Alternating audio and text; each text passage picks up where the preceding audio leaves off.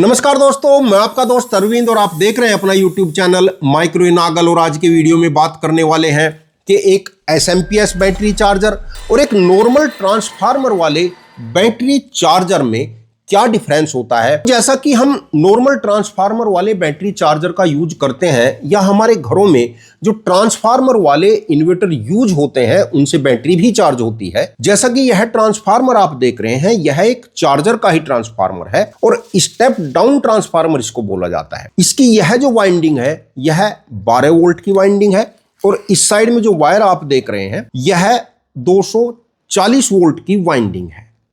यानी इस साइड में हम इसको 240 वोल्ट एसी देंगे और यह ट्रांसफार्मर उस वोल्ट को डाउन करके इस साइड में हमको 12 वोल्ट एसी ही देगा। अब क्योंकि बैटरी को चार्ज करने के लिए हम एसी सप्लाई तो नहीं दे सकते, हमको डीसी सप्लाई चाहिएगी चार्ज करने के लिए। तो यहां इस 12 वोल्ट एसी सप्लाई के साथ हम एक डायोड लगाकर या एक मोसफेट लगाकर, एक सिंगल डायोड लगाकर भी बैटरी चार्ज हो जाती है। और कुछ लोग ब्रिज बनाकर यानी 4 डायोड लगाकर उसका ब्रिज बनाकर, या कंप्लीट ब्रिज भी आते हैं या मोसफेट से भी हम ब्रिज बना लेते हैं, ब्रिज के माध्यम से भी डीसी बनाकर इस बैटरी को चार्ज कर सकते हैं। और क्योंकि आप जानते हैं कि जो हमारी एसी सप्लाई जो हम इस ट्रांसफार्मर को देते हैं उसकी फ्रीक्वेंसी 50 हर्ट्ज की होती है, तो इस साइड से भी जो एसी हमको आउटपुट मिलनी है 12 वोल्ट, उसकी फ्रीक्वेंसी भी 50 हर्ट्ज की होती है। और इस 50 हर्ट्ज की एसी सप्लाई को हम प्योर डीसी में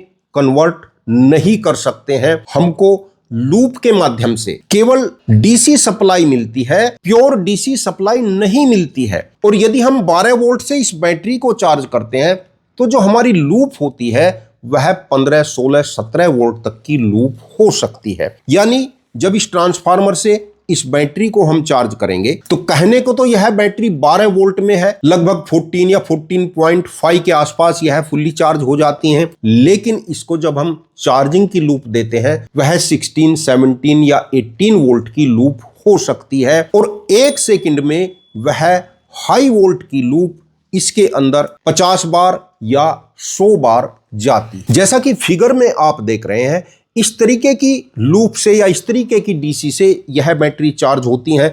इन लूप को थोड़ा बहुत कम किया जा सकता है कैपेसिटर का यूज करके, लेकिन कितने भी कैपेसिटर क्यों न लगाएं तब भी हम इसको प्योर डीसी नहीं बना सकते हैं।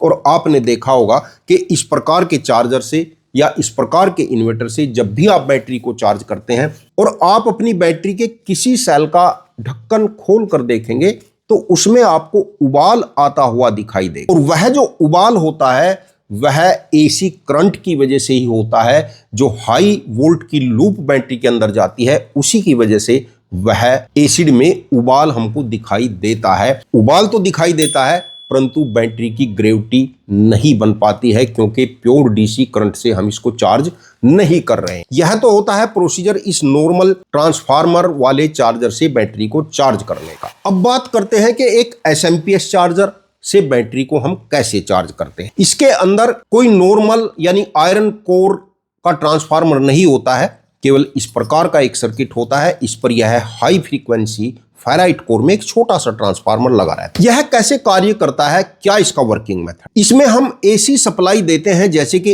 इस सर्किट को हम यहां से एसी सप्लाई देंगे और यहां पर आप कुछ डायोड लगे हुए देखें। तो जो एसी सप्लाई 200 वोल्ट की है, 220 वोल्ट की है या 250 वोल्ट की है या कितने भी वोल्ट की है, एसी सप्लाई हम यहां डायोड को देंगे। यहां यह डायोड का ब्रिज बना हुआ है। यह ब्रिज उस एसी को 200 या 250 वोल्ट डीसी में कन्वर्ट कर देता है। हमें यहां पर डीसी मिलेगा और इस डीसी को फिर हम हाई फ्रीक्वेंसी से स्विच कराते हैं और वह स्विचिंग लगभग 50 किलो हर्ट्ज की होती है। यानी इसकी फ्रीक्वेंसी से लगभग 1000 गुना अधिक। और क्योंकि यहां 250 वोल्ट डीसी था, उस 250 वोल्ट डीसी को इस मोसफेट ने 250 वोल्ट हाई फ्रीक्वेंसी एसी में कन्वर्ट किया। वह एसी यहां पर आई, इसने फिर इसको स्टेप डाउन किया, यानी 12 वोल्ट हाई फ्रीक्वेंसी की आउटपुट हमें यहां से मिलेगी। और फिर उस 12 वोल्ट हाई फ्रीक्वेंसी एसी को हम इस मोसफेट के जरिए या इस डायोड के जरिए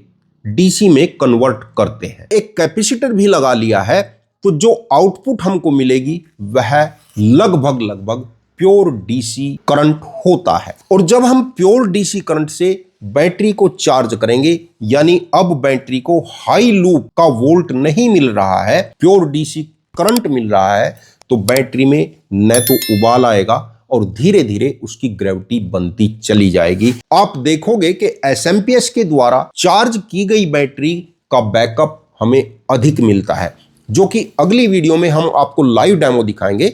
एक बैटरी को एसएमपीएस से चार्ज करेंगे, उसी बैटरी को एक नॉर्मल इन्वर्टर से चार्ज करेंगे और दोनों बार उससे बैकअप लेंगे, तो वहां पर जो रिजल्ट आपको मिलेगा वह चौंकाने वाला रिजल्ट होगा। और केवल बैटरी की ग्रेविटी ही अच्छे से नहीं बनती, यानी बैटरी से बैकअप ही अच्छा नहीं मिलता, जो बैटरी की लाइफ होती है वह भी बढ़ जाती है।